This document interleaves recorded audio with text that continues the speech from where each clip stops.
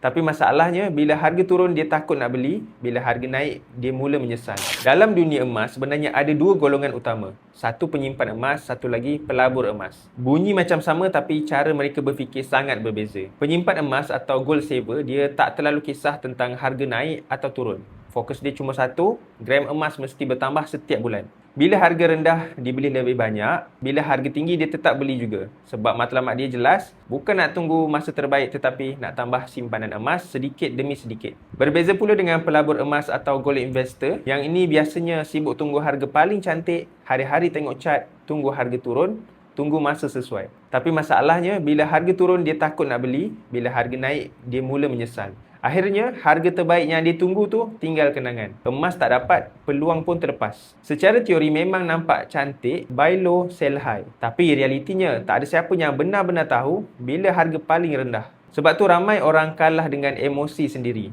Hakikatnya, orang yang benar-benar untung bukan semestinya yang pandai teka harga, tetapi yang konsisten menambah simpanan, tak kira pasaran tengah naik ataupun tengah turun. Kalau tengok sejarah pun, harga emas dalam jangka panjang memang menunjukkan peningkatan. Sebab tu, bila kita jadi penyimpan emas, kita tak terlalu panik bila harga turun. Kita faham ini bukan permainan jangka pendek, ini tentang melindungi nilai simpan dalam membina kekuatan kewangan untuk masa depan. Orang yang faham perkara ni, dia dah tak bazir emosi pantau harga setiap hari. Dia cuma terus menabung sedikit demi sedikit sampai simpanan emas tu nanti jadi jambatan kepada peluang dan kekayaan yang lebih besar. Kalau anda nak mula melindungi nilai simpan jangka panjang dengan emas fizikal, boleh isi beg biru sekarang. Saya akan hubungi dan tunjukkan cara untuk mula simpan emas dengan mudah dan selamat.